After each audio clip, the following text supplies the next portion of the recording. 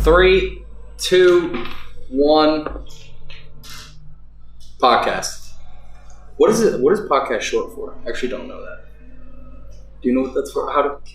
Because we had an idea before we Portable broadcast. Is that what it is? Maybe. Portable I don't know. Google that. I don't know. That was complete guess. Could be right. Because think about. I mean, broadcast. Generically netcast.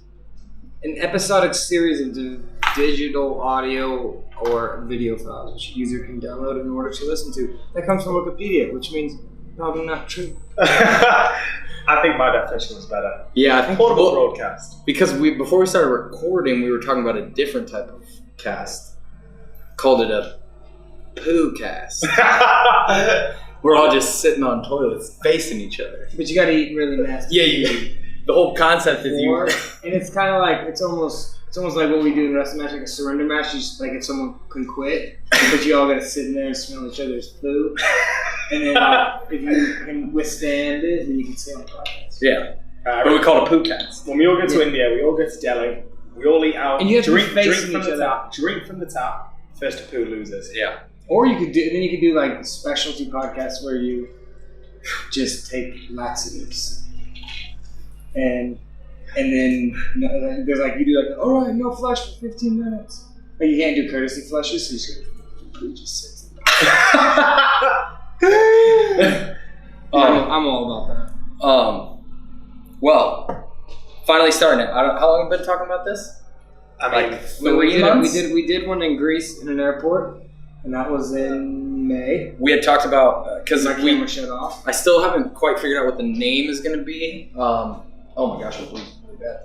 I gotta stop picking scabs. Nah, keep it going. This is why the pick and puss does not work for wounds. Keep it going.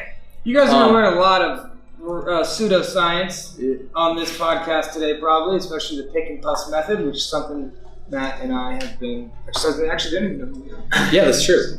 Yeah, we'll do introductions in a sec. But like Drew was saying, we had tried to start a podcast about 7 months ago. We did one episode. That podcast was actually going to be called Airlines, Not Hairlines, but I wasn't as bald as I am becoming. Drew's already accepted that fate. I haven't. I'm still kind of fighting.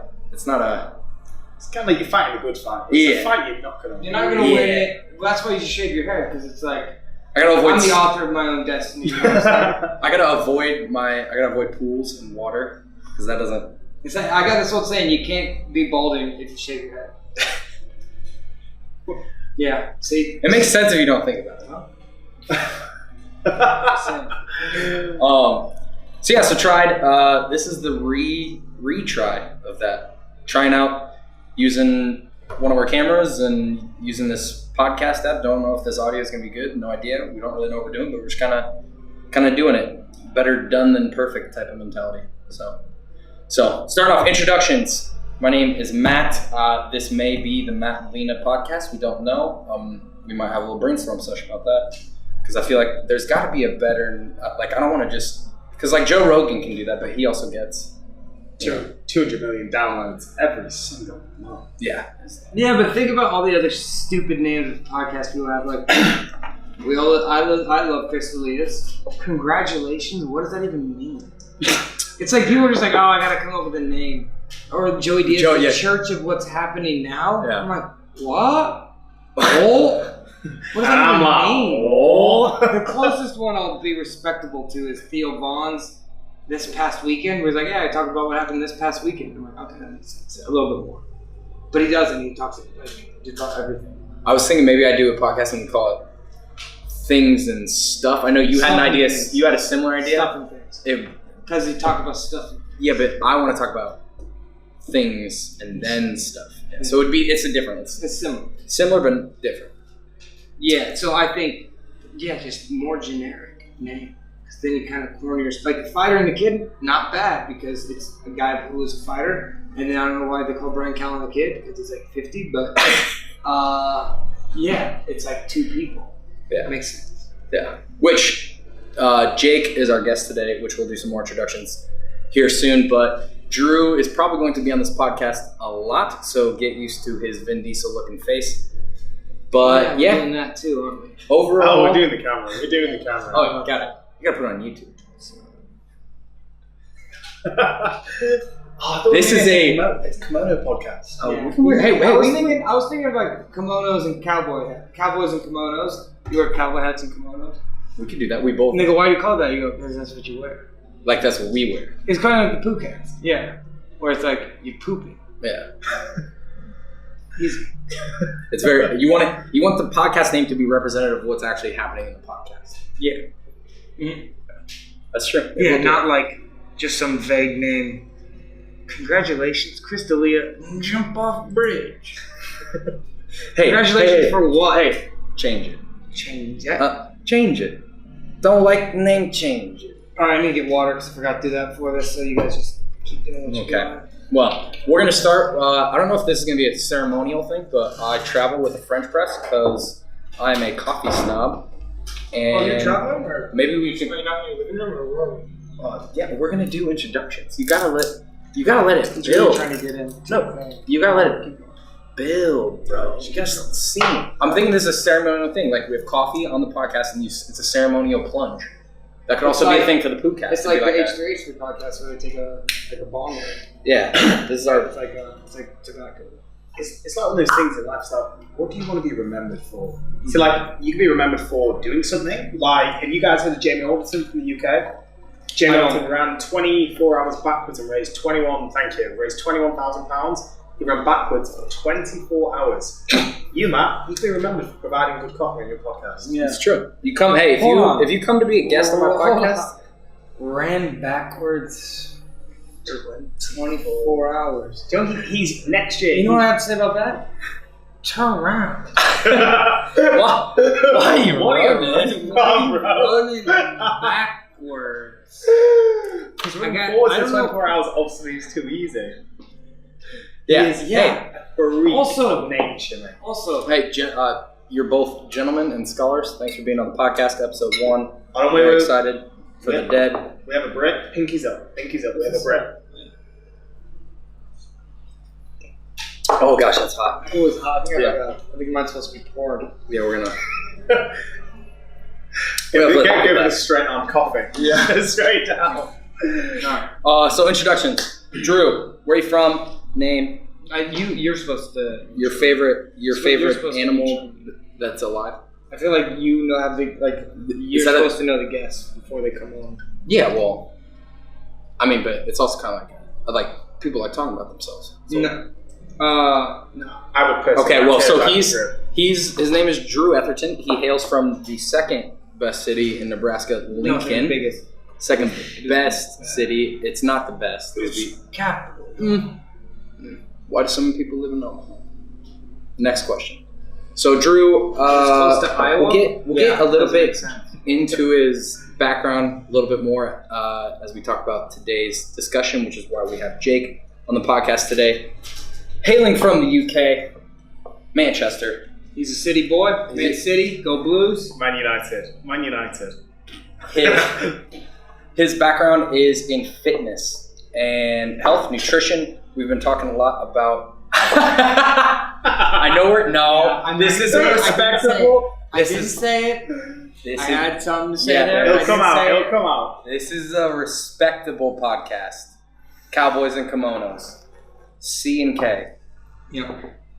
But Are we strictly ignoring Bumble notifications for this podcast? yes, no bumble. Okay. No slut. I mean, It depends. If she's yeah, I would if we're crib didn't just wait till like we start going on something, and then you just kind of because we also don't have any plans for the evening. So Yeah, that's true.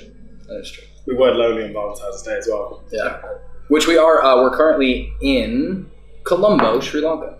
So this is where the podcast isn't going to really have a home location. So this isn't going to be a stationary thing because we're not what you'd call professionals, but we move around a lot. So Jake's here today. We're talking fitness, talking health. Kind of a overall just broad topic. We've been listening to a lot of new podcasts, a lot of new material.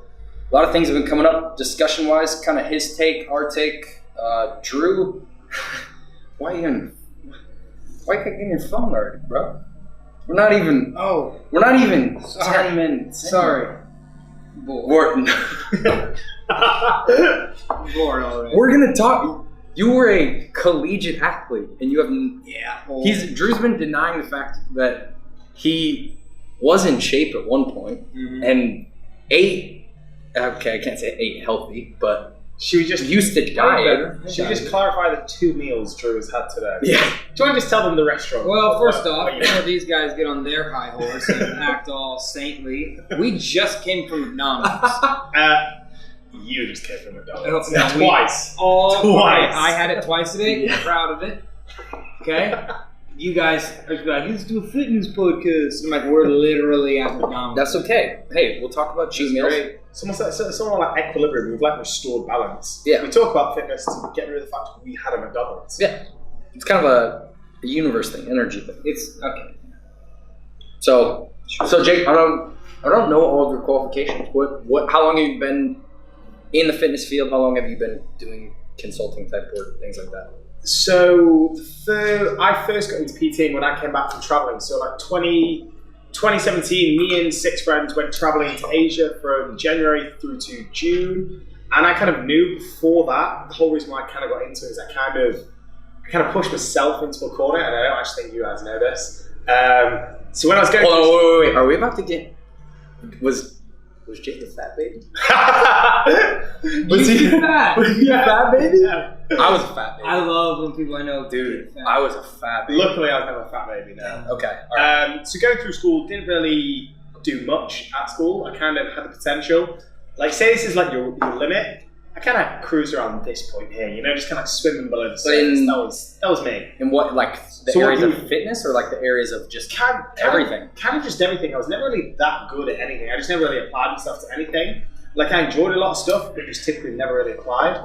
So, and then once I got probably to like age 15, 16, realised I kind of liked fitness and what it kind of gave me. So I thought, well, I kind of had blown the school thing off where I didn't really have it as a backup. So I thought, this is what I enjoy, this is what I'm good at, so this is kind of the route I kind of have to take. So it was almost like I pushed myself to that, which isn't a bad thing. It kind of just meant I had to go feet first. I couldn't really test the water, I kind of just had to go straight in with it. And then whilst I was traveling, I was kind of getting into it, kind of like knowing I wanted to be a PT. And then when I came back in June, had about a month at home working, and then went straight into it from there. And what were you doing before it? So before it was just straight from school, did a gap year, and then went straight into PTing after that. But what job did you have previously fitness related? Were you like a cabana boy? Or did you at all the day clubs in Manchester? In Manchester. Yeah, we don't really have the beaches in Manchester you're used to. Job-wise, it was more just part-time jobs because I started when I was 19, so there wasn't really ever a time because in the UK it's kind of a big culture to do your like middle school to where you're like 16, do sixth form where you're 17, 18. And then you either go into work, go to uni, or you go on a gap year. They're like the 3 things which people do. It's like a big culture to do a gap year. So I came back and then pretty much just went straight into it from there. And then that was 18 months ago, and here we are today. Yeah. What were your part-time jobs? Oh geez, wow. Start from the beginning. Yeah. Used to first one ever. Used to clean for my grandma. An hour every Sunday, £10. She made me some ham on crackers. She made me. I basically didn't really do much. I think there's some perks with it. I think she probably had to re-clean after me. It was that bad. She went, oh my god, Jake, it looks so clean. No, it was shit all the time. It was so terrible. And I think she was too nice. So we had that, and then we did like a paper round, which was like £20 a week. That's where it was about 15 again. Then I worked at a place called Red House Farm. We did like children's birthday parties. I really enjoyed that. Oh, you told me about that. Yeah. What? We had like bouncy slides. There's like a barrel train. You rent stuff out like for parties and stuff. No. So like people, So we were at this place called Red House Farm, and then people come there for the kids' birthday parties, and we run the parties for them. So we'll put them on bouncy slides, put them in these little barrels with the wheels on, and the tractor drags them around the field and stuff like. Have like this thing called the maze, where it's like a maze made of maize. It's really good fun. Climbing wall. Oh, like corn. Yeah, the M-I. We don't need that Native American word. Corn. What do you call it? Corn. I mean, corn maze doesn't sound quite as good as maze. Yeah, we call it corn. Maze is how they say it. Maize. So we did Red House Farm, and then I worked in a bar for a bit, which was good fun. Enjoyed that. And then worked in a call centre, which was... Were you a bartender? Yeah, I was making the cocktails, you know. Making Craigies. Craigie David. I hadn't actually discovered Craig David at that time. No, I didn't know what Craigie was. I know. But anyone listening who doesn't know what Craig David is, 2 shots, 1 of tequila, 1 of pineapple juice. So you can sip of the pineapple juice, hold it in your mouth, like just cradle it. Shot tequila, swallow, gulp the pineapple juice. Hold it in your mouth. These 2 don't like tequila, and they do like Craigies. Yeah, I can do Craigies. If I smell tequila, I throw it. And Craigies are good. Craigies I is shit. can do 1 or 2 of those. Craigies. And then it's probably the worst job I ever did was working in a call centre. That was like one of the most soul-crushing 3 months of my life. Like selling. What are you selling? Like selling. Not selling PPI. It was like a PPI recovery. So payment protection insurance. Like years ago, banks and like mortgage companies would like tax on PPI to people, and then we would essentially be like, "Oh, we'll claim it back for you." And it was the worst thing. A lot of my mates did it before we went travelling because it was quite well paid at the time, but it was the most depressing thing in the world. Wow. Yeah. I mean, I come from sales, and it would just cold calling is like the worst. Like, here's a sheet, call 300 people. Oh, good morning, sir. Eat shit. Yeah, it's great talking to you. Yeah. Thank you. Bye. You're reading off of a paper, and you're just like.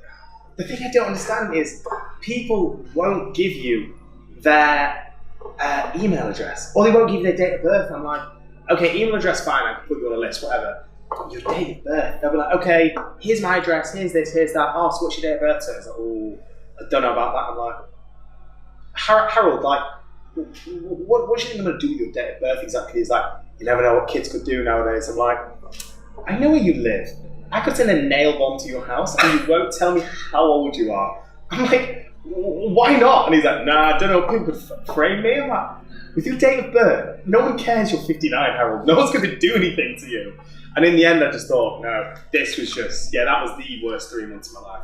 But it was only fun because my friends were with me.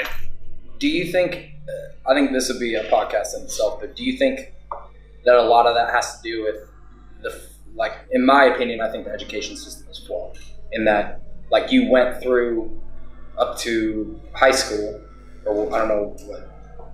You're like middle school. Yeah, it's like red coat school. 13 to 16. Yeah. Oh, 12 to 16, I think. 12 to 16. Where, like, well, before you go to college, it's like the 4 years, is it 5 years? We have year 7, year 8, year 9, year 10. Yeah, we have 5 years. Before you go to college? Yeah. Okay. And I feel like kids leave high school, and we don't have to get super in depth this, but I don't think that when you leave high school, like, people still don't have an inkling of what they would know what they would want to do, just because it's like that we're taught how to solve math problems and like impractical things. It's like how do we better prepare people for the careers to find out what they actually want to do? Like for you, PT, for Drew being a bum, like it's like doing these medical trials. Yeah, medical trials. So shout out to Slarion. So Drew, how do you make your money? Oh, I get plasma taken. Yeah, I just cut a few things off. Give me a check. Drew, you don't like needles, he goes, yeah, it's the worst day of my life, but I get $25 every shot. Yeah. What's wrong with you? What is wrong with you? I don't got like a lot of skills. I'm not that. I'm real good at math. Real good at math. But no, I totally agree with you, because not the problem, but the first school I was at before I went to sixth one, where, I mean, I don't know the exact statistic, but in terms of state schools for all boys, I mean, it was like one of the best in the whole of the UK. So like to get in there is like unreal. So we went, state meaning is free though, so that's why it's like really competitive. And when I was there, it's kind of one of them where, I don't know how you grade. Do you have like A stars and A's and B's in the US? How do you get graded? A, B, C, D. Yeah. So like A is the best, and then So our best is A star. And the problem with that school is they kind of put a pin through the middle. If you're like a B or an A, they'll help you get to the A star, because ultimately, because people don't pay to go there, they need to get the results, and that's what they're good at. They are one of the best schools in the UK. So unfortunately for me, because I kind of sat more like the BC range, naturally, like, I'd probably get a B, then probably hit the C's. They're kind of like, It's almost like you kind of get forgotten about to a degree, which you can't really blame them, because they're one of the best schools in the UK. So it's like, they're almost like, we're not really going to help you get above that. We're just kind of let you just kind of drift down. Yeah. And then when I moved to a different school in sixth form, they were a lot different. They were more trying to bring everyone up. But I totally agree with you. They don't teach you how to do taxes. They don't teach you how to go look for a job. They don't teach you anything outside of UCAS, which is our road to university. That's kind of the thing. Like the school I was up, like tunnel vision. You do your GCSEs, you do your A levels, you then do your UCAS and you go to uni. When I was I don't want to go to uni, they were like, what? I'm like, yeah, I don't want to go. And they're like, what do you mean you don't want to go to uni? Like, you should go to uni. And then I'm like, well, do I go to uni and get 50 grand's worth of debt, something I'm not going to use? Like people who do Mickey Mouse degrees in media, I'm like, you just got fucked up for 3 years and you've got nothing to show for it. Yeah. So I've got a third in a media degree from Derby. I'm like, wow, cool. Cool. You're going to use that one in the future. And that's what even too, like look at how many degrees, unless you're like an engineer, and even then, like I would say I used like maybe 30% of my degree, maybe 25% maybe, if that. And it's, most of it was just like soft skills of being able to organize and like present and talk to people. And like zero. And yeah, yours isn't even in a relevant field. It's like, what did you do at uni? Economics. Yeah. I mean, I guess. And he ran a screen printing company. Yeah. No, like, why am I here? And now I was in a wrestling I company. know you're a human guinea pig. Yeah. That's true. What about the Keynesian economics of me getting my blood drawn by an 18-year-old? Doesn't even know how to like take the thing off, throw it right bin. And that's what, but I mean, I don't know. I think all of it eventually still leads you to where you should be. I know he doesn't believe in, I don't really believe in fate, but like, I think you do everything and it eventually takes you to the path that you should be or the place that you should be. But, and so. Well, I just think some people will, no matter what, they'll land on their feet. Like you see, you take someone who's successful and make them homeless and they'll be in a good place in 1 month. Yeah. It's a mindset. Take someone who can't do anything, give them $2 million and they'll be broke in a year. What's the, I don't know what the statistic is for lottery winners. It's like 80% of lottery winners go broke within 5 years or something like that. Or end up dead in some weird kind of way. Yeah. There's like I don't even know what it was, but they were talking about how they did some study, and this is the pseudoscience we're talking about. I just saw where they're like they did like a personality evaluation on like lottery winners, on a lot of these lottery winners, and they did one on like people who had like lost an arm in an accident or something, or got like paralyzed, and like the people who were paralyzed or lost an arm or like went blind or something were like so much happier than these people who won the lottery within like 2 years or something, a year. But then I think it comes down to, because obviously in my field it's a lot about like having a fixed and a growth mindset where you can sit someone down, and this is kind of how I kind of got pushed into my demographic, where say you're doing photography or whatever it may be, you sit down and you do something, let's say I'm your mentor or I'm your whoever you look up to, and if I sat down and said, yeah, your work is shit, you could either look at me and be like, oh, that was mean, I guess I'm just not going to do photography anymore, and you just throw it in, and people can't take criticism that well. Or you look at that and say, okay, yeah, it hurts now, but what do you think is shit? What do you think I can kind of improve on? Mm-hmm. Because when I first went into it, like naturally as a guy, your first thing is, oh, I'm going to be a bodybuilder, I'm going to train rugby players. Like, yeah, guys train guys, girl trains girls, like you think that's the stereotype of what you do. But then obviously you look at me, I'm not big at all. I don't think I ever will be. Genetically, I just couldn't ever be a mass monster. So when I first went in, the guy who was like kind of like overlooking me said, yeah, sat me down one day, he was like, yeah, Jake, you're not big enough to train dudes. And I was like, what? Because obviously that's all I thought I was going to do. I thought I'm just going to train dudes. Like, yeah, that's what I enjoy doing. And he's like, yeah, you're just not big enough to train dudes. And I'm like, oh, that sucks. Like, it's kind of everything I always wanted to do. And then he's like, good chat, nice. And then he kind of like breaks it down, and I said, well, what do you think I should do? And it sounds crazy, like, because at the time I was 20, kind of still pretty fresh, barely getting my feet sorted. And he's like, there is a lot of women in the area. The area we live in is quite affluent. There's a lot of stay-at-home mums, dads go to work, they can stay at home. Like, they've got free time. So he was like, what does every mum want when their son goes to uni? I'm like, I don't fucking know. And he's like, to speak to their son. And I'm like, looking at him like, what? And he's like, just bear with me, Jake. Just bear with me, just roll it, just roll it. I'm like, okay. And he's like, let's go on, sons go to uni. And they're like, I'm not talking to my mum. I'm going to go get this. I'm going to go meet girls. Like, I'm not going to call home. Because that's what people do. Because I worked with mums and I know it's true, because they're like, yeah, my fucking son's not called me, and I have to call them. Like, "Yo, your mum's on my back. Just text her now, please." And then he's saying all they want to do is talk to someone who's in their son's position. And he was like, be that person. Go and be the young guy who the mums look forward to seeing in the week to kind of replace their son. And I'm thinking, holy shit, this guy's a genius, nice. And then ever since then, my main demographic was middle-aged women. He started with my mum, started with my mum's friends. They made a little core group. Then other women came in, saw the kind of like connections they were all making. And then from there, it just evolved into me training women. I don't even really get inquiries from dudes anymore just because I don't try and target dudes anymore. It's pretty much solely based at women. But if he'd said that to me and I'd turned around and been like, oh, that sucks. Oh, I'm going to go back to the call centre. I wouldn't be still PT now. I'd be in some terrible call centre job. And I feel like that's true for a lot of markets though, is find your niche. It's like where do you niche. Yeah, niche. We're speaking Queen's English on this podcast, not President's English. Niche. Sorry. Niche. Speaking Abraham Lincoln. Hey, I just love this. New marketing tactic. Bumble, 30 to 45 to 50. They message you and you're like this. See, if mine already wasn't on 18 to 80, I wouldn't do that.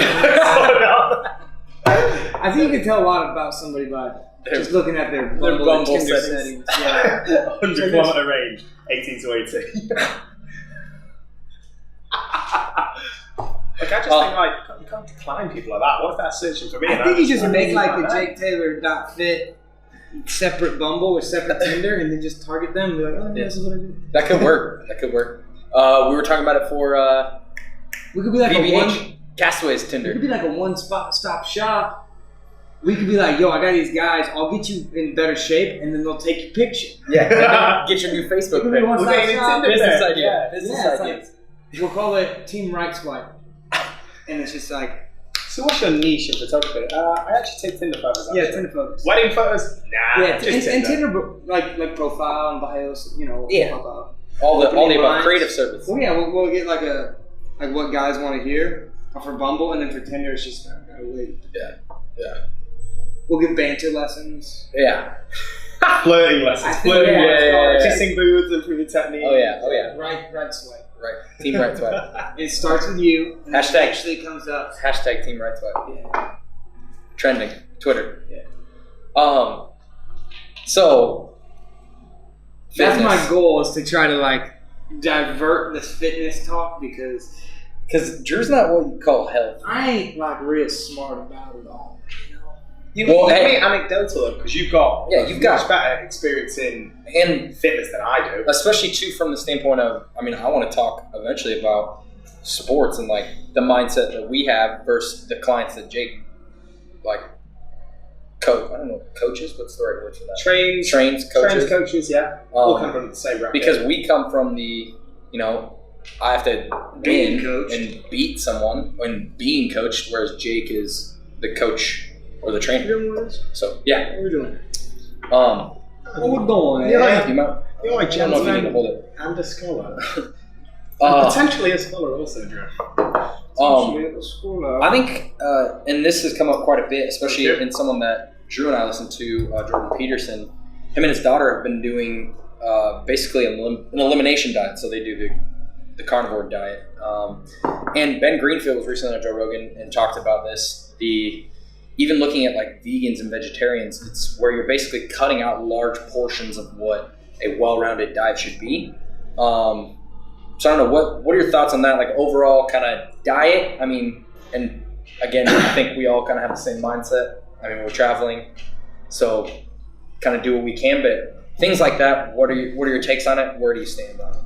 So are you talking about elimination? That's like saying the veggie, the vegans, anything where you're taking out food groups. Yeah, like carnivore, paleo. We can swear on this podcast, yeah? Yeah. You have already. Yeah, I was going to say. Just kind of like second tone for me, you know? No, hey. Honestly, fucking daft. Like, the best way to think of it is, would you do that to a baby or a child? No. So I think why treat? Now this is coming because you're coming from a, let's say, technically, yeah, you'd say the elite standpoint, because when you guys fight and you guys wrestle, it is 24/7, it is your life. I'm on the flip side of that coin. I'm more about lifestyle. I'm working with mums and dads who don't like exercising. They don't like the thought of not being able to eat 6 pounds of butter a day. They don't like the thought of thinking, oh my God, I can't do something. So on my side of the coin, it's a lot more mental, because you're not, physically they can do it, mentally, they've almost mistreated their body for the last 20, 30 years, and now they're trying to undo those habits, which is quite hard. Whereas for you two, I could say, okay, you're not going to drink water for the next 3 days. And you could probably do it because you cut weight before. Mm-hmm. If I said that to a middle-aged woman in the morning, I wouldn't do it because it'd be extremely bad for her. There's no way she could do it. Neither could I, because I'm not built in that way. Mm-hmm. So I just think eliminating anything is kind of, for you guys, it's different because you're mentally in the right place where you won't rebound as hard. If I said to one of my clients, okay, and at the first gym I worked in did this, they did like the sugar detox, the sugar cleanse, where they said, okay, for the first 5 days you can only eat X, Y, and Z. So they basically eliminated like 75% of the food groups, no sugar, no salt, no nothing, to like reset their body. And I'm like, you don't need to be reset. You just need to know not to eat it all day. So they would say, okay, we're going to cut out all these things, and on the 6th day, we're going to introduce something else, some more fruits and veg. On the next day, we're then going to introduce something else. So it's kind of like reintroducing food to the diet again to kind of reset what they think their satiety level should be. Do you know that feeling when you kind of like, yeah, I need a sugary drink to kind of reset those kind of levels? But again, it's kind of a myth. It's all in your head. Like when I got into the habit before I got my teeth done, I was kind of having Coke every single day.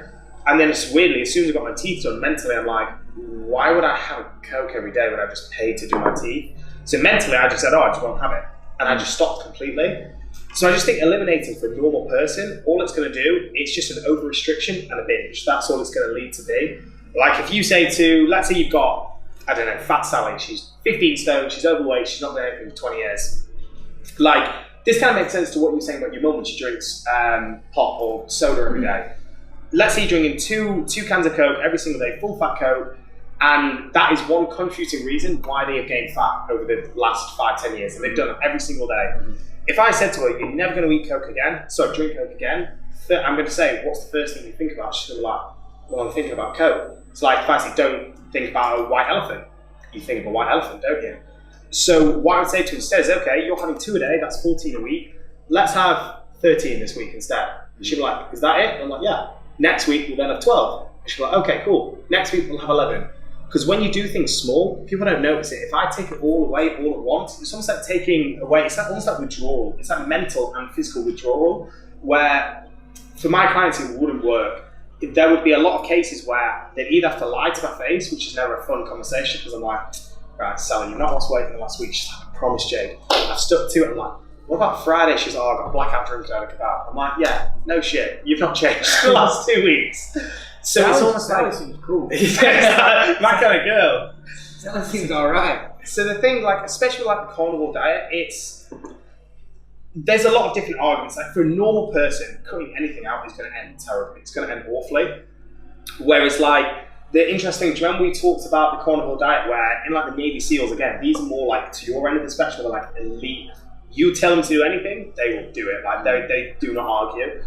Where when we're looking at the thermic effect of food, where when you have the 3 food groups, you've got protein, you've got fat, you've got carbs, there's going to be a certain amount of energy needed when you eat each of them for your body to burn them and use them as fuel. Now the one which is the highest thermic effect is going to be protein. So when you eat 100 grams chicken, 200 grams, 40% of whatever you eat has to be burned in order for it to be digested through your body. It's going to have the highest thermic effect.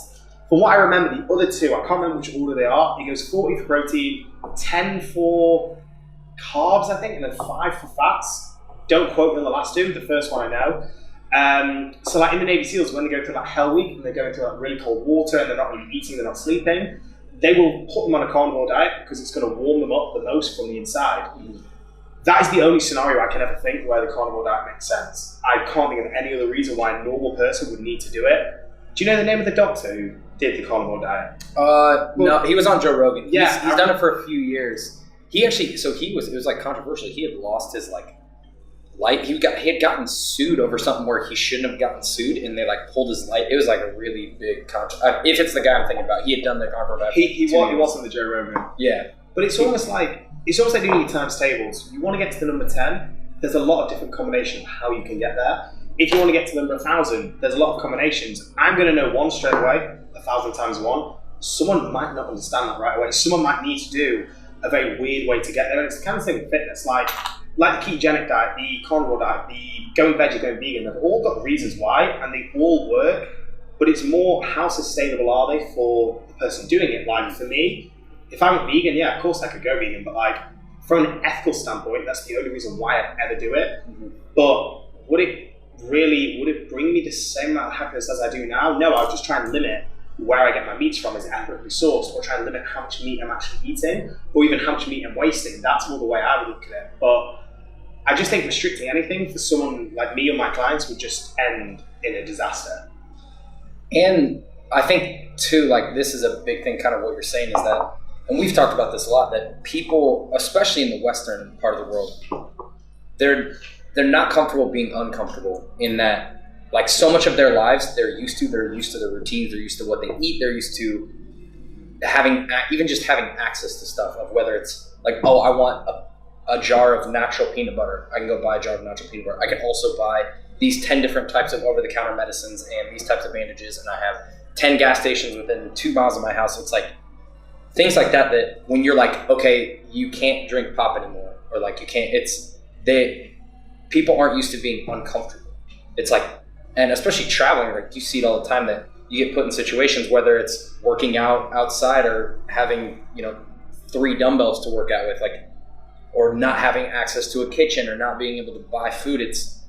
People aren't used to living an uncomfortable lifestyle. Yeah. And it's and how, that's where growth comes from. It's how do you push yourself to be a better person? It's finding things that you're not comfortable with, whether it's your diet. I know a lot of people, one of the guys that we used to wrestle with, Tervel, that was one of the things he went keto because he said he needed to, after he got done competing, Olympic level athlete, very, very high, world medalist, multiple time world medalist, I'd probably say arguably top 2 or 3 heavyweights in the history of USA Wrestling. He said, after he got to competing, I have to have things that are uncomfortable in my life. And it's like, I understand and I get that. It's like we all live in a very, especially in the Western world, we live a very comfortable life, in that people complain about things and people think they have a lot of struggle, but it's like we need more uncomfortability, because uncomfortability is where we grow, and that's where you see results. Like you're saying, it's funny because how many people do you know that go on a vegetarian diet or go on a vegan diet or go on this diet and they go, oh, I've had the best results. Like I've lost 50 pounds. I can run a sub 5-minute mile. And I'm like, well, what were you doing before that? Yeah. Like you were eating cheeseburgers and playing video games. Like, are we talking about the general pop here, or are we talking about Drew over there? We're talking about Drew. I had Big Mac today. It was really good. So good. Also, let this be known, Sri Lanka has Big Macs, but with chicken patties. Big chickens. Big chickens. They're called McChicken. Or no, they're called Big McChickens? Chicken Macs, I think. I never put the innovative stuff here. But it's like, so, from that, it's like, yeah, how could you not get healthy? And that, oh, people swear by diet. It's like, well, because you were living a terrible lifestyle before. Like, it's not, if you go from not running to running every day, like within a month, you're probably going to feel a lot better. Like, it's not just that, it's just that your lifestyle before was so sedentary. Like, yeah. I think that's one thing that people always ask when they're like, or one thing that comes to mind to me when they're like, how do you travel? And I'm like, if that's what you value, then you figure it out. Like, I make way less money than a lot of other people, but it's like, yeah, if you're making more money, then it's like, oh, then you can maybe waste more money. And you're just kind of like, oh, you're just kind of living in that, well, I could, but I don't need to. I don't need to save. I can go, spend all this money at the bar or spend all this money eating out every day. And you just kind of like, oh, I can, because it's like I have the money or whatever. And it's like, nope, if I do that, then I can't. For me, it's like I have to put myself in a corner. And it's like, that's why I always say, like, for me, the best thing to happen is like if I'm dead broke, because then it's just like, oh, I have no choice. I cannot actually do this, or I can't actually do that, to where like I have to put myself in that corner to where it's like, nope, now I got no other option than to do this. It's like, no, I can easily say no. It's like when my computer was messed up in Sapa, and I was like, I'm not going to go out with you guys. I'm not going to do anything until it's fixed. And I'm like, that's what I'm telling myself, and I promise I won't sway from that. But then when my computer is fixed and I edit it for a little bit, it's just like, oh, everything's going well. Maybe I can go out more. Maybe I can do this, do these other things where it's like, oh, now these videos start piling up, and now I'm super far behind because it's like everything was comfortable. Yeah. And it's like, no, I don't have to have. I'm not setting myself deadlines. I'm not saying, nope, this is gonna happen. I have to do this. I have to do that. And that's where the wrestling stuff. It's actually easy to lose all that weight and to cut it because it's like you don't have a choice. It's like, are you hungry? Yeah, you cannot eat. Literally, the only way you'll make weight is if you do not eat right now. It's like, oh.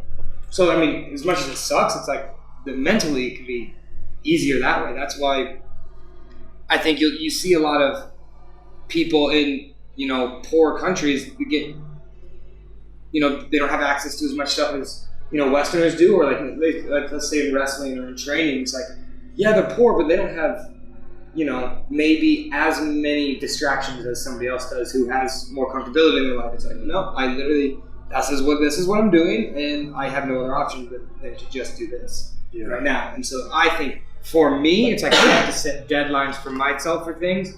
It's like, I am not going to do this until this is done. Or I want to do the thing where I write a check to an organization that I hate for like $500, and I give it to him, and I say, if this video is not finished in 2 weeks, you need to mail that. Mail it to Knockout. Yeah. God, I fucking hate Knockout. Well, I could either deal with Allegiant Airlines for anything, and I would find a way to get to the moon. Yeah, but the thing is, like you're saying, like so many people, we had talked about this, the later becomes never mentality. It's like, oh, new year, new me, or whatever it is. It's like, burn the bridge. Like, if you want to do something, don't talk about it, do it. Like, whether it's fitness or like lifestyle or I mean, I don't know how many times people will be like, oh, like, I wish I could travel. I'm like, I spend so much less money traveling than I did when I had a full-time career doing the corporate job. Like, and now I sacrifice things. Like, I mean, when I was doing that, I lived a very healthy lifestyle. I was outdoors. I meal prepped. I ate way cleaner. I had access to a gym. I had more resources in that retrospect. But it's like, if it's something that you want to do it. And that, just like circling back to the dieting thing, it's like so many people where they're like, oh, how did you lose weight when you were wrestling? Or like, how did you do? And I'm like, you just do it. It's a mentality. It's not a like, oh, well, like, I had this week, so maybe I'll try it next week. Or like pushing, or like, oh, I'm gonna wait my New Year's resolution. I'm like, I don't know how you guys feel, but one of my biggest pet peeves is New Year's resolutions. Like, I hate when people are like, Well, it's because they have nothing to lose if they don't. Yeah, they can put on themselves. The worst thing in the world. It's like, unless something is tangible, and the thing I started doing at home was called a vision board, where you'd write down, like, you'd set a time frame, whether you want to put it a week, a month, whatever it is, but it has to be 3 things: for short, a medium, and long term thing. And you have to make them tangible. Until you write something down, it means nothing. You just said it. No one's heard it. No one's going to see it. It's just not going to be there anymore. You say, oh, I'm not going to eat chocolate. I'm going to go to the gym every single day. 9 times out of 10, they're seriously unrealistic anyway. But the thing I saw on this board is, the annoying thing about it is, you put it all there, you put it on your wall, I at the end of my bed, and every morning you're going to wake up, you're going to see that fucking piece of paper still there. Oh. Then your mum comes in, oh, what's this piece of paper? I'm like, fuck, now she's seen it, I can't even burn it and no one will know. And then your sister comes in and I'm like, great, now everyone's fucking seen it, and now I'm going to have to do it. Mm-hmm. So it's like, as soon as you write something down, well, the thing I did, I put my story, I said, on Instagram, I said, hold me to this, when I get to Australia and I'm doing a skydive. But Jake, you hate heights. Yeah, I know. I think I'm gonna cry.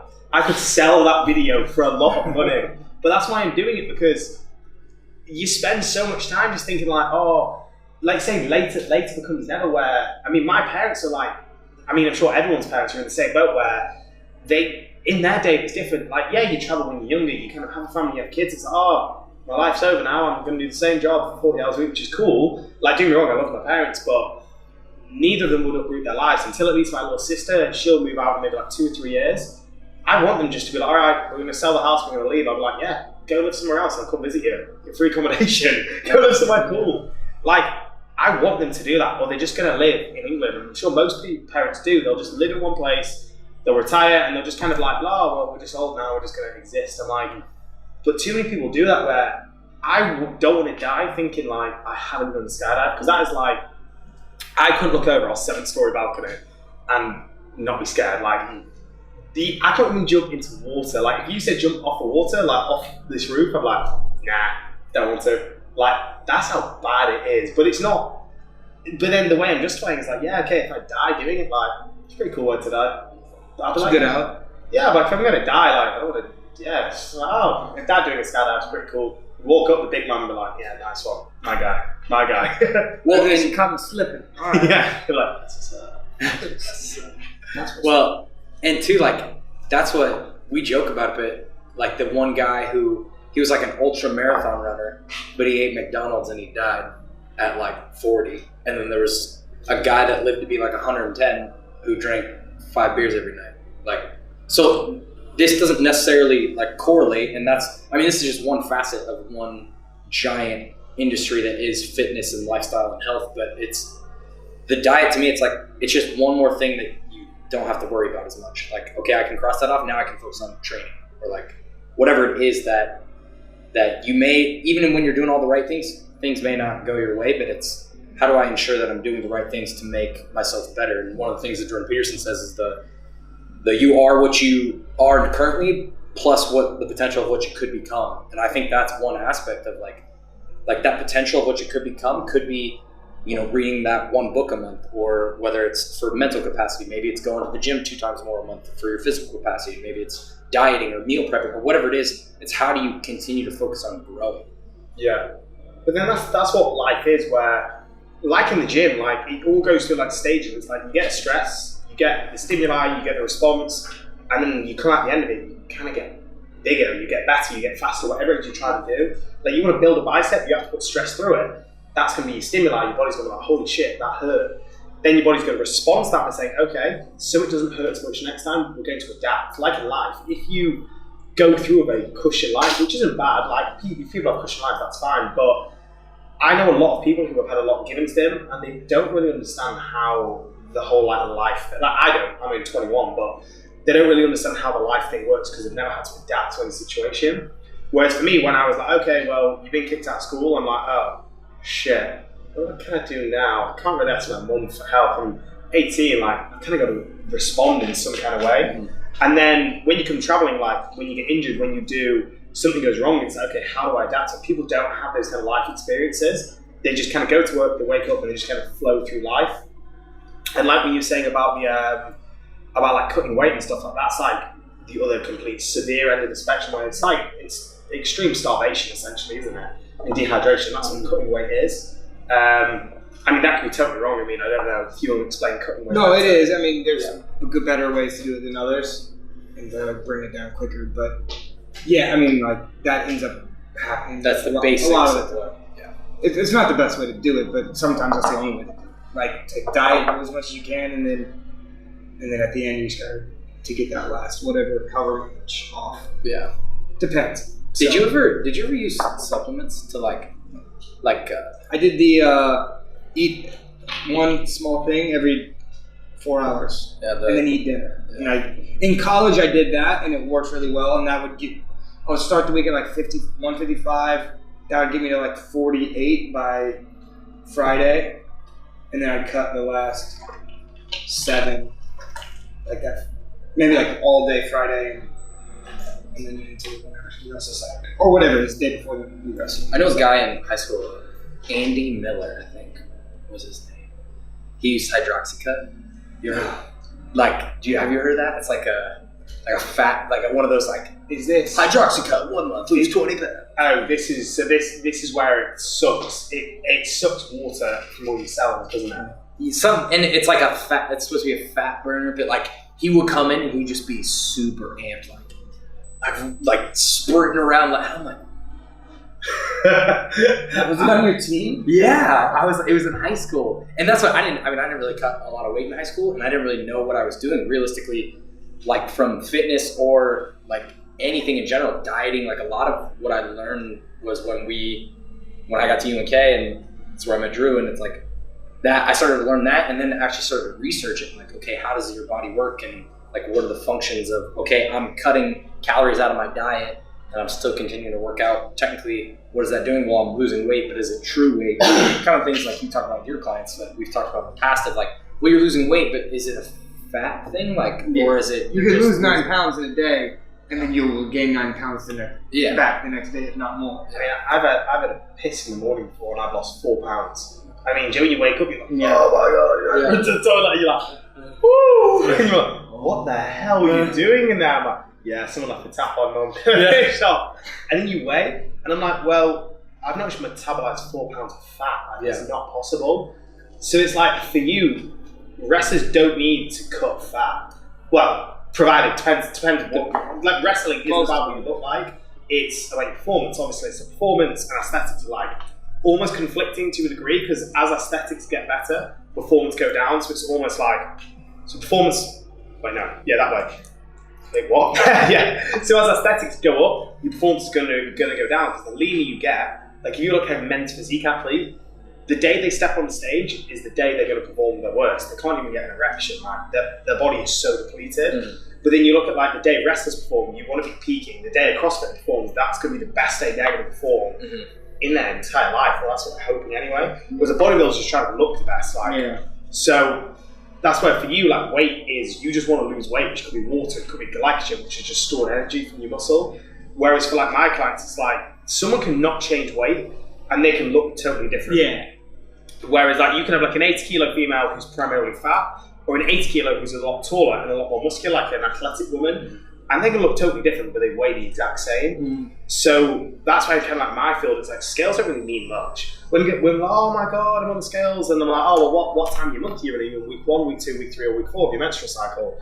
They're like, oh, I'm in week 3. I'm like, well, cool, your estrogen's just dipped, you've missed your testosterone spike, your progesterone's gone up, your body's getting ready to have a baby. Do you think your body wants to go to the gym? Do you think your body's getting ready to perform? She's like, oh, well, no, I didn't think of it like that. I'm like, well, that's kind of what's going on. Whereas for men, it's like, it's not going to fluctuate as much, but for women, it fluctuates all the time. If you're looking at a woman, even like fighters who are in the first 2 weeks in their follicular phase compared to the last 2 when they're in the luteal phase, they're in two different physiological states. They're not the same person anymore. You have to compare week 1 of one month to week 1 of the next month to actually truly see how their weight fluctuates, which is why when you get like a middle-aged woman who's never really exercised, never really been to the gym, had 3 kids, whatever, her hormones are up and down, like you can imagine how hard it is for them to get their head around, oh, so this is actually relatively simple, but they think it's a lot more complicated. Because naturally, like if you ask any of your parents, they'll be like, oh, well, I'm just going on the scales and they'll tell me how much I weigh. I'm like, scales don't really tell you the full story, unless it's for you where you have to weigh. Which you gotta go like 93 kilos to qualify to wrestle. So yeah, exactly. Then you want to gain as much weight as you can before you actually wrestle. Yeah. So it's just kind of like 2 kind of conflicting things, isn't it? Because obviously yours is about performing the best, whereas on the flip side, my side is more like trying to look the best you can, whilst what you weigh is kind of like, it don't really matter. Have as little fat as possible and as much muscle as possible. That's kind of what you want to go for. Should we put some lights on? Yeah, we might want to do that. The energy bill's going up. Yeah, we gotta. This is the weirdest Airbnb. Yeah, the guy told us that we have to pay for electricity. The first time I've ever been told. So we're all taking showers together and whatnot. I don't even think we have to pay water, but I convinced him of that. Yeah, I think we got poo together as well. It's kind of like a towel. Put it in the toilet and then flush it once a day. We get 1 flush a day, boys. Like I've never heard of that in an Airbnb. Apart from like my dad making jokes about electricity bills, I've never once been charged separately to use electricity. I've never once left so many lights off in all my life. Yeah. Usually it's like Blackpool illuminations in my house. Yeah. So what's your, and I'm speaking from this, at least I mean, in college, I used to take a lot of like pre-workouts. I used to take protein. I used to do like weight loss shakes and stuff like, or Islam, lost weight shake. Lost weight shake. Yes, I must have lost weight shake. This is Dimitri, the wrestler. No, it's Islam. Abitov. He came from Kyrgyzstan. Was he from Kyrgyzstan? Yeah. He wrestled 165. I was wrestling 197, and he'd come up to me. He'd go, Linda, right before a duel, you want to switch single? And I'm like, Islam, you're like a foot shorter than me, man. It's not tight. And he'd always pull it down, and I'm like, it's like, what is your size? in like International wrestlers wear really baggy singlets, and we wear like tight. super tight. Yeah. It's so funny because I could not breathe. I could not breathe. Linda, give me your singlet. Like, what? Why? That guy would cut weight by stretching. Yeah. He just put on a bunch of sweats and then go down and stretch for like, I don't even know how long, hour and a half. He was would tough. come up and just be sweating like crazy. But how do you do that? Oh, he's so tough. He took down Robert Kokesh twice. Yeah. And then Kokesh pinned him, but took him down twice. Because he was also really lazy. Like, he would hit like 2 takedowns, I think it's just like, and then he'd just give up. He just wrestled like he's from Kyrgyzstan. Yeah. He was a freestyler. He was there. He didn't. Different. Yeah. Like, whereas like American folk style is like go go go go. Like, well, we're the most in shape country. Yeah. But you don't necessarily have to be in shape to be the best. Yeah. or the best shape. Yeah. Cannot breathe. I cannot breathe. Lila, give me your singlet. Linda, give me a singlet. Like, whoa. This isn't vodka, bro. Why you always say I have vodka? Come on, man. I felt bad for him because he's Muslim and during Ramadan, you can only eat. That was very the sun's culturally down? insensitive. I don't know. I think it's Ramadan. I don't know. You can only eat at night. I mean, coming from World War I over here. Well, during Nebraska winters, it's not. Oh no, wait! You can only eat during the day. No, you can only eat during the day. It's before sunrise and after sunset, I think. Well, whatever it was, it's between sunset he would and not sunrise. be able to eat. I think. Don't quote me on that. I think. I don't know. For whatever it was, he couldn't eat when you can't drink eat for either. wrestling. You can't drink either. Yeah, and so he was like, he would come and do sprints and go through our workouts and just has nothing in his body. Yeah. And I'm like, oh man, I feel. He just be like dragging. I'm like, oh dang, that sucks. Yeah, that was not ideal for somebody who's training. Yeah, to try and compete at a high level.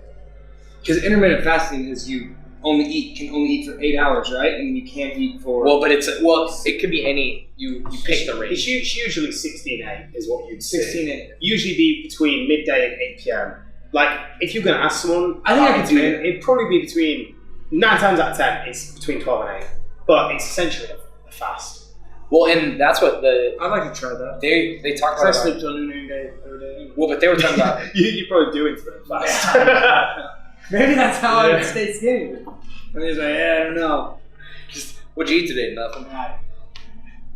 But Jerry talks about it with, like Rhonda Patrick and with basically any of the nutritionists. They talk about intermittent fasting, and I don't know if that's like a big kick right I feel now. like there's so many different things. I don't know. Like you hear all the, you should do this, and then like a little bit later, it's like, yeah, that's really bad for you. I'm like, does anyone know what's? I'm gonna be like this. I'm gonna keep eating McDonald's and Taco Bell until you really figure it out. It's like I'm hearing a bunch of theories rolling around. I'm not gonna jump on the team quite yet. I'm gonna ride this one out. Well, they say that intermittent fasting, and this is my understanding of it, is that basically back in the day when we were like more primitive, there were periods of times where we wouldn't have food when there was a scarcity of food sources, and your body had to learn to regenerate, whether it's your muscle or like your brain function, without having a lot of nutrition based. Like you wouldn't have food, you wouldn't have water. So your body has regenerative processes when you're in that state. And so that's, I don't know if that's, I feel like that's kind of the concept of keto, but then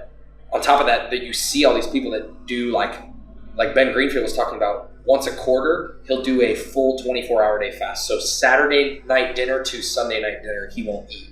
So like Tim Ferriss does 3 days a month, no food, only liquid, because he said it like flushes out all the whatever it is that like cancer maybe feeds off of. And it flushes your whole system of it every month. Too interesting. Literally no idea what's going on there, but Yeah. I heard him say it on a podcast where it's like, 3 days every month he doesn't eat for 3 days. It's just juice. I think it's supposed to like flush your system of a lot of. I think That's what he said. there's kind of a few things like Pseudoscience. fasting, it comes back to the uncomfortability thing where we, like back in the day, we would have to get up middle of the night when the animals were sleeping, we'd have to go and kill them, we'd have to eat. We just go to Sainsbury's or we go to Tesco or Walmart, wherever we don't have the necessity, we're hungry. 24-hour supermarket, there's a drive-thru over the road. Yeah. So there's a guy called Martin McDonald. Have you ever heard of him from the UK? Mm-hmm. Like really, like he's like huge. He does a thing called MNU, like a nutrition course. Really like unbelievably smart guy, like crazy smart. And he does a similar thing to that where he won't eat. I think he does, I don't know how many days he does in the year, where he won't eat for 24 hours or 48 hours or drink. And he doesn't do it to say, you'll see a lot of things online like, oh, it improves your cognitive ability, oh, it makes you sharper. And it's like, but then it comes back to like when the vegetarians, like, oh, with veggie, I've never felt better. I'm like, you've gone from a lot of calorie-dense foods to a lot of low nutrient-dense foods, and you're now not eating in the morning. You've now cut out your McDonald's breakfast and your brain feels clearer. Yeah, I wonder why that is. Yeah, you're now not eating shit. You're just now eating proper things between 8 hours. So the reason why he says he does it is to reset what he believes being hungry is. Because like now, we just eat it, but if you said, do you want to get food? I'm like, yeah, I could eat. Yeah. Or Or I won't eat for 2 hours and I'm like, oh, I'm starving. I'm not. If I was starving, I'd be dying. That's what starving is. So the only reason why he does it is to kind of almost like train himself to realize, okay, am I eating because I know I can eat? Am I eating because I've just driven past something? Like when we went past Taco Bell earlier, you're probably like, oh, I could have Taco Bell. But you're not, your body isn't hungry. You could just eat it. Yeah. So he's almost saying like, how to reset your body to actually know when it's starving and when it's not. And that's why he kind of does it. And then the thing about Tim Ferriss, he's written a book, hasn't he? Yeah, 4 Hour Body. 4 Hour Work Week. 4 Hour Body, 4 Hour Chef. Really, really, really good book. This is when you get like the juice cleanse things where people think you need to take like juices to like cleanse the toxins out of your body. I mean, we have organs that have been doing it for the last however many years we've been alive. That's what organs are there for.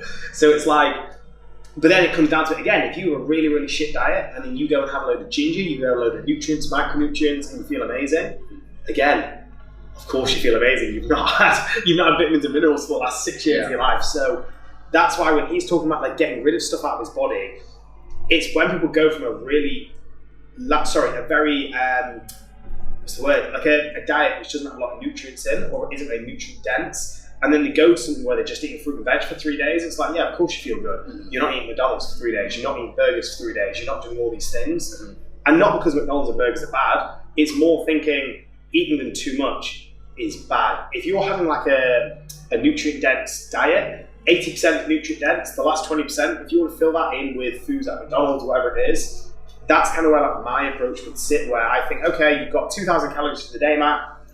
You've hit your protein, you've hit your fiber, you've hit this, that, and the other. And those 2,000 calories are going to allow you to lose fat over the course of the week. And you've got 200 calories left. I'm like, cool, go have half a dairy milk bar. Or go have a full dairy milk bar and save yourself the other 26 calories for tomorrow.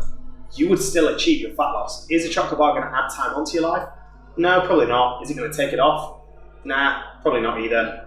So it kind of comes back to like, is it suitable for a normal person, or is it suitable for like someone of your kind of mindset where you can eliminate everything quite easily?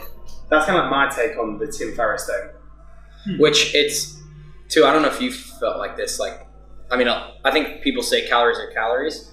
Like, I know Nick, one of our buddies that we wrestled with in college, he would always have like a Dr. Pepper before he'd come into practice, or like he's a big soda drinker. And like, to me, when I was cutting weight, I was like, I don't necessarily think this is the right mindset, but I'm like, I can't have bad food. Like I have to eat clean all week, and I'm going to work out, and I'm going to cut my calories, I'm going to restrict this way, and then this is how I'm going to do it. Whereas like, I know people that would lose weight because they just have a Snickers every 3 hours. Like it's that they're doing the calorie limiting, but they're not, their body's still, and I mean, again, we're talking 18 to 21-year-old athletes here, that they're processing and burning a ton of food. I mean, we're working out 2 to 4 hours a day, every day, like multiple workouts a day. So it's, I mean, I think your body burns through it, but for me, I was almost like just very like overly strict that I couldn't do that. Not only did I not like it, but just for me, like I think it was a mental thing that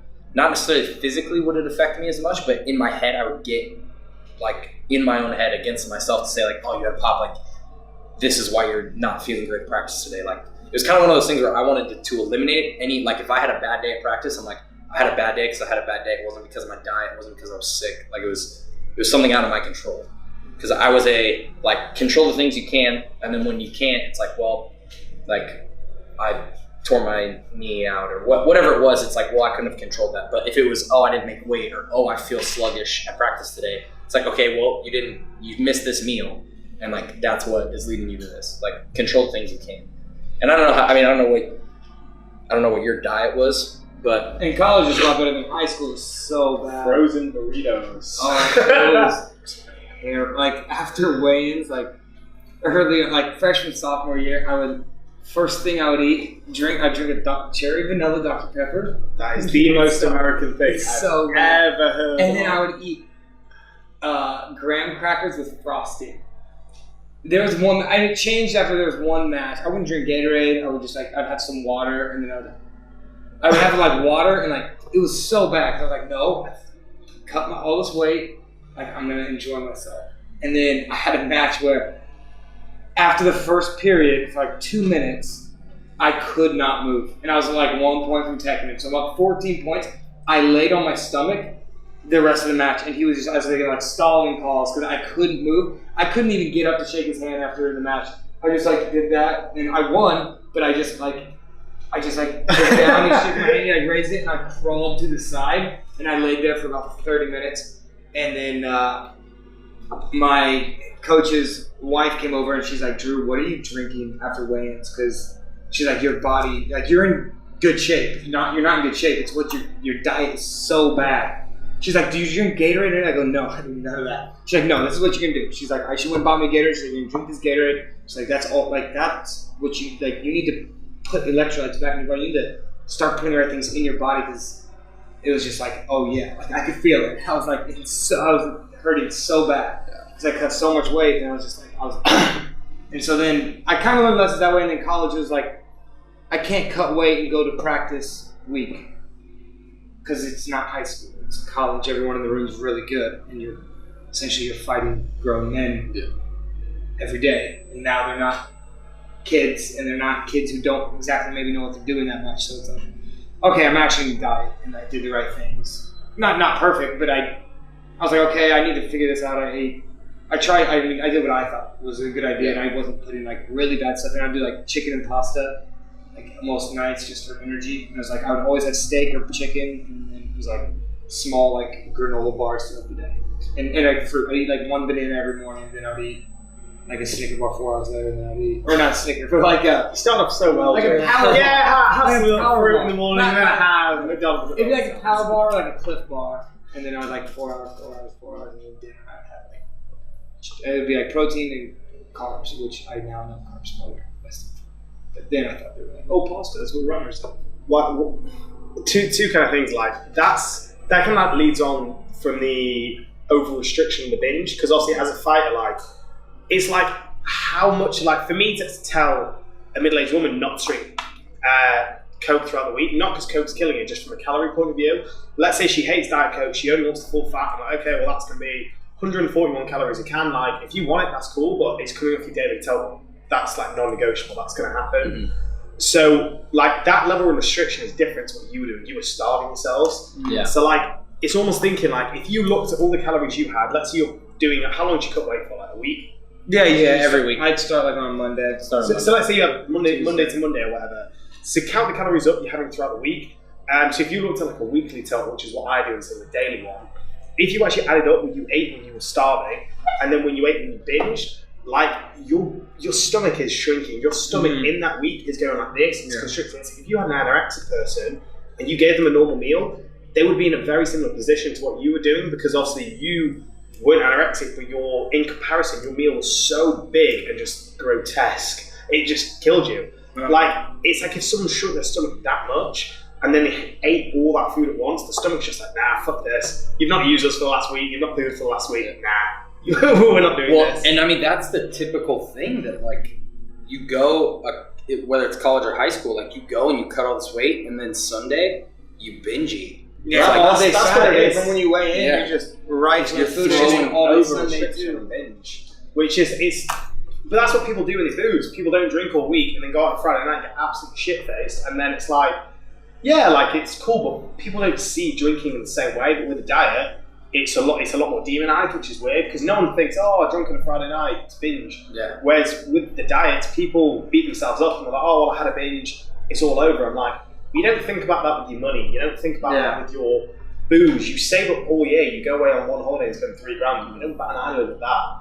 why do you think it's all ruined that you just had a cheat meal, Sarah? Yeah. Even though I don't condone cheat meals in a sense, because I think you shouldn't feel the need to cheat from something. It's like if you have a girlfriend and you're thinking, oh shit, she's hot, you're probably with your girlfriend for the wrong reason. Like if you have a diet and you're thinking, oh, when can I cheat? It's probably not the right diet for you. It's the same, like same with girls, same with anything. If you're looking at cheating on something straight away, you're probably looking, and if you said, Jake, you're never going to eat bread again, you're never going to eat pasta, I'll be like, so when do I get to eat pasta again? But if you said, okay, we're just going to moderate what we're eating, not because carbs are bad, just from a calorie point of view.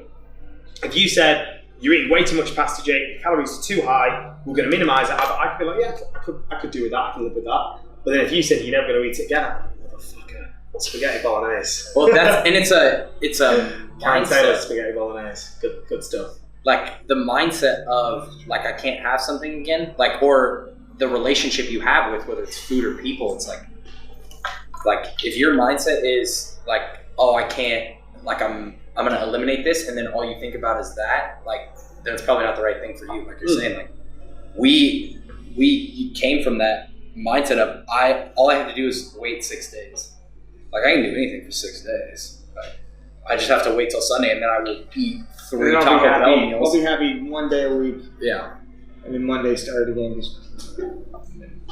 Yeah, it's not sustainable. I mean, that's the big thing is. Yeah, but you should. I don't think you should really cut that much weight first. Oh no, that's that's the whole other topic. We got a lot to talk about wrestling, but too from the standpoint of, I mean, for us, like if you had been training us when we were in college, like to me, there's not really an option for cheat. Like it's like Sunday, I'm gonna binge eat, and I'm gonna be 20 pounds over on Monday, so you're gonna have to deal with that, Jake. And then, but then it's like, okay, now Monday, I'm back to, I have to like do 10 sets of power cleans, and I have to do, then we're drilling for an hour on Monday morning, and then I'm running Monday night because I'm doing a swim workout on Tuesday night, or like whatever, like versus more, I don't want to say regular, like normal people, like, because now we're that. It's just general population of people. But yeah, you could call them normal people because that's what they are. They're not in the category of being morbidly obese. They're not in hospital. They're not elite level athletes. They're just normal human beings. But that's kind of the problem where the normal human being nowadays is classified as being overweight. Mm-hmm. Like we have such a, like I know America's the same as the UK obesity epidemic. Again, I'm not going to quote the figure, but it was scary. Like I can't remember what it was. Was it 60%? Where 60% of UK citizens were classified as being overweight. Now, I'm not agreeing with the whole government standards because the government guidelines are just horseshit. Oh, yeah, and BMI. Like, the BMI thing's ridiculous. Oh, yeah. You have a rugby player, some of the fittest human beings on the planet. Oh, you're morbidly obese. I'm obese.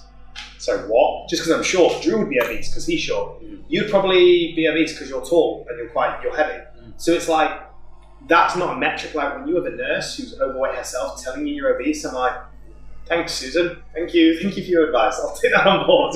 F off, Susan. Yeah, eat shit. Why is it Susan and Sally? Sally's now cool. we're just one Sally's set. cool. I'm not out of fat Sally. It's like Fat Amy. It's only because I have no clients called Susan or Sally, so I can feel safe.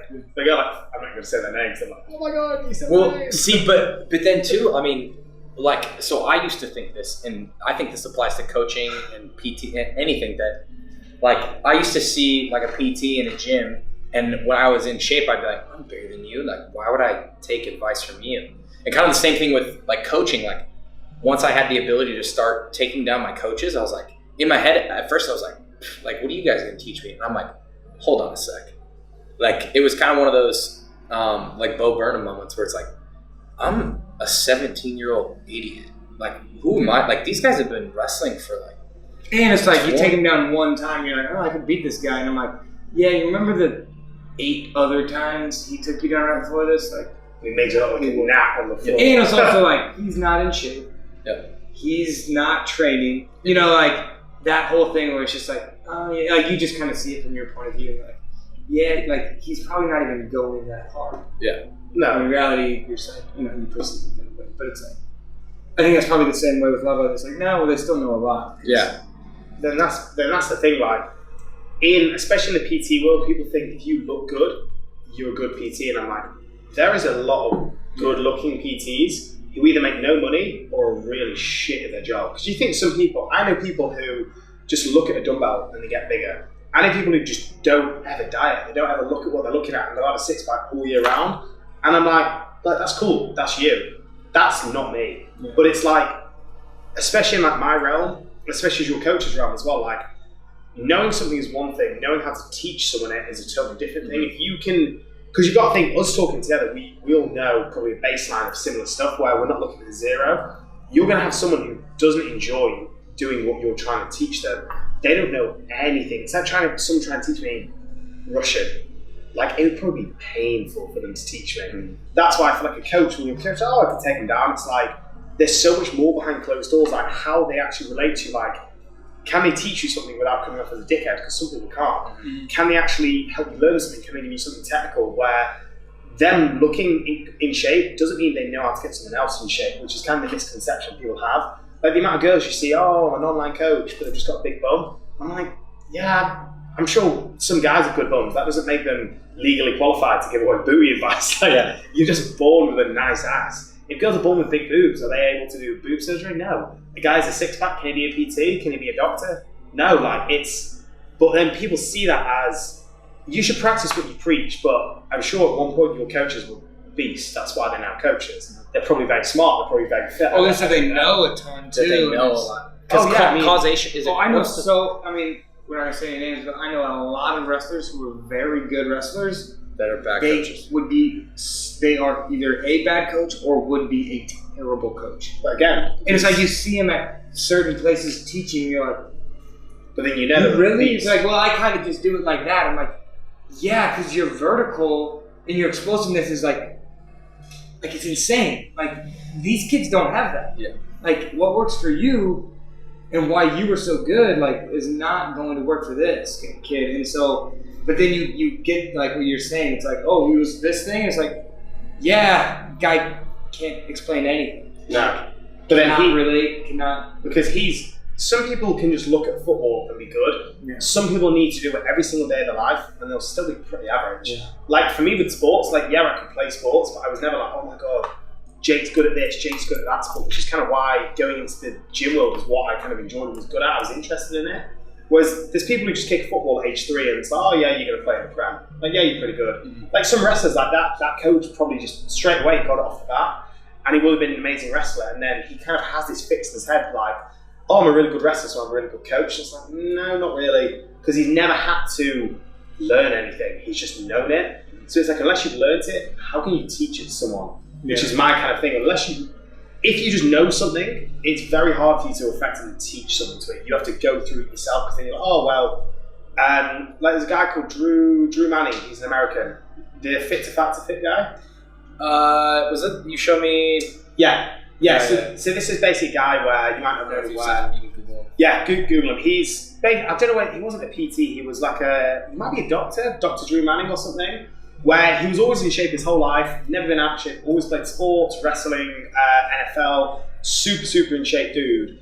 And he basically gained 60 pounds on purpose to feel what his clients were going through because he had never been out of shape. He's never had to try to be in shape. He's always been amazing at this, amazing at that, six-pack, whatever it may be.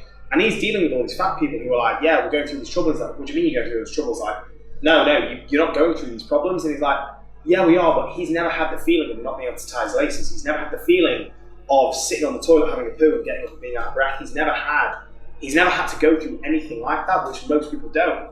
So he gained 60 pounds on purpose, got completely out of shape, stopped training for 6 months, ate McDonald's every day for 6 months, didn't look at anything. And he said that, yeah, he couldn't even see his dick for 6 months. He couldn't tie his shoelaces, his wife had to do it for him.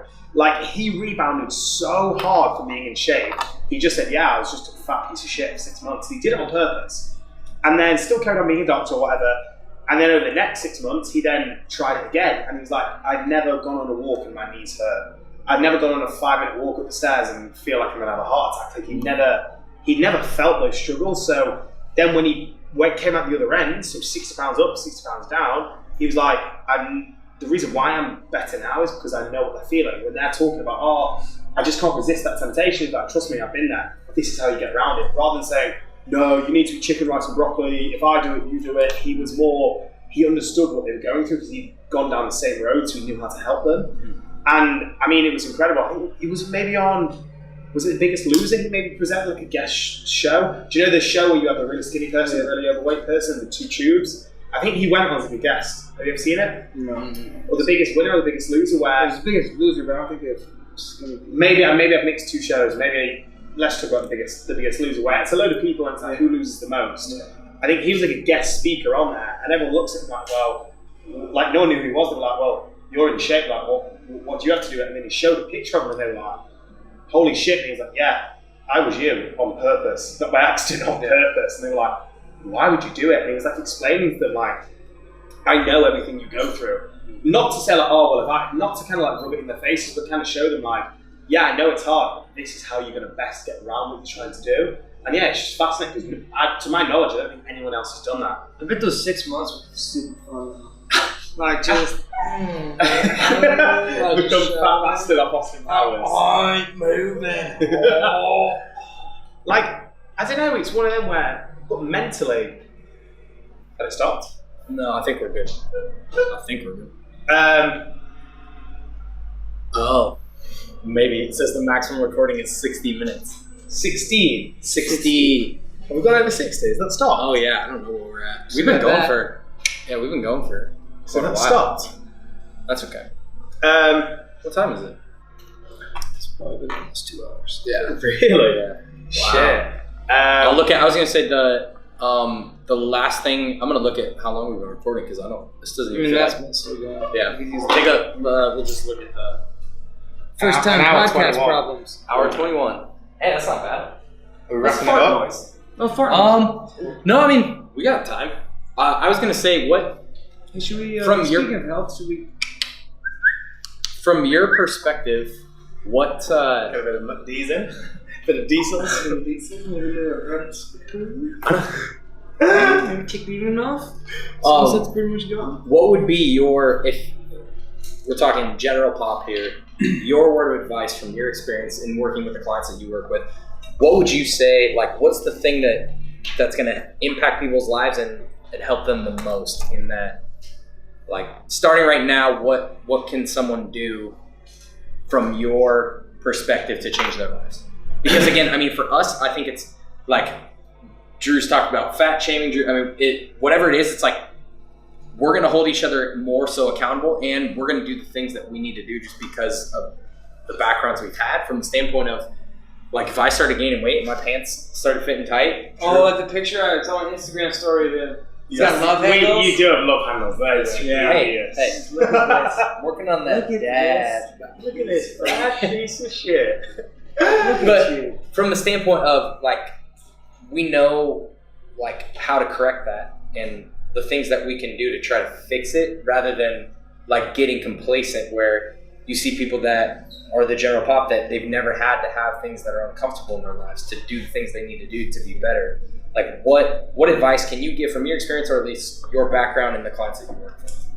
I think the main thing is finding something you enjoy, because ultimately, for me, especially the field I kind of work in, where they've done something fundamentally wrong for so long, the prospect of doing something different now is kind of like a big thing. Like, imagine you doing walking for the last 30 years and someone saying you're never going to walk again. Like, it's a daunting thing. You're like, holy shit, I've just lost my legs, I can't walk anymore. Like, that's an extreme example, but they've not been doing something for so long. Now telling them to do something like, oh my God, but that's an hour out of my day, that's this, that's that.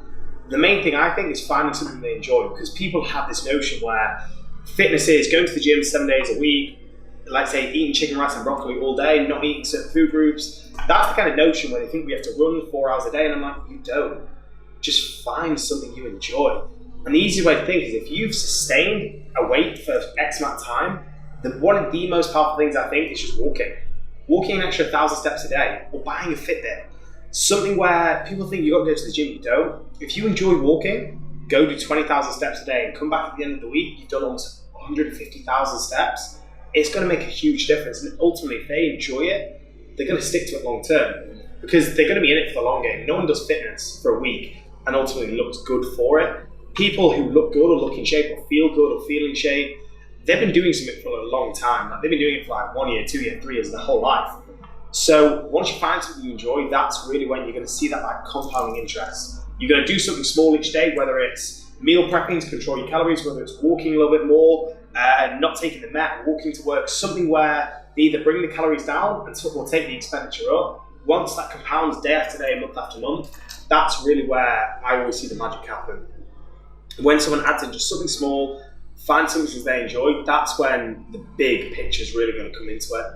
And I mean, like you're saying, like, I think that's a big thing that people don't think about. The misconception is like fitness is me going to the gym for 7 days a week. And it's like, that's not necessarily what it is. Like for me back in Colorado, like a lot of it was in the summers, I'm going hiking on the weekends. Like I'm also maybe like rock climbing or doing other activities like playing basketball because it's nice out rather than just sitting in a gym all day, like lifting weights. For you, I know it's a lot of like wrestling, like in season, the way Drew gets best in shape is he's going to practice 5 days a week. It's like or like even at tournaments, like warming up with kids and like it's a like not stopping or finding things that you enjoy doing that are active. Because if, like you're saying, if you hate chicken and rice, like you can't force yourself to eat chicken and rice, like unless you've actually had to starve yourself or put yourself in a situation where you need to. But you can't just define fitness as one thing. Like it's not just, okay, I pick up this heavy weight and I put it down. It's what, like you're saying, what's sustainable, what's repeatable, what do you enjoy doing? Because if it's not, I don't work out for a month and then I'm fit for the rest of my life. It's a little bit every day, consistently over a long period of time before you get results. Yeah, definitely. It's kind of, and that's kind of one of my gripes about like the business world. It's like you go, we're going to send you to a leadership conference and you're going to be there for 3 days and you're going to come back a leader. It's like, no, like you don't develop those skills in 3 days, just like you don't get a 6-pack overnight. It's like, it's consistency and doing things that you believe are working and the things that you enjoy doing over and over again to get the results you want. Yeah. Drew, any last thoughts, closing thoughts? Episode 1? Fat shaming, do it, you know? I don't do that to No, I do it though. I do it to my Drew does it friends. to his friends. Yeah, that's true. Yeah, so, I don't know, dude, make a change, Matt. Alright? Whatever- I expect the same. Whatever's going on here, Matt, just Take this, just be different. Hey, Change it. change it. Stillwater, Oklahoma, change. Poughkeepsie, New York. Change. Awesome. Well, Jake, thanks Jake, for where being can we on. find you on? Yeah, social media. What do you got? What do you want to plug right now? I like that they do that. Because we got we got that. What can they find you? We got that big following. You know, this podcast might get 50, maybe get 100. 15 to 20. I mean, you do have 100,000 subs on YouTube. So I mean, Logan Paul Walker. 17.5 million subs. That's what's up. JTaylor.fit on Instagram, Jake Taylor Fitness on Facebook. Where you can find me. Subscribe to his email list. You can find me on Tinder probably. Find me on if you're 81, you won't find me though. You won't find me. Awesome. Cool. Awesome, guys. Sweet. Hey! It's going to Taco Bell. Awesome one. There's 2 types of people in this. Dude.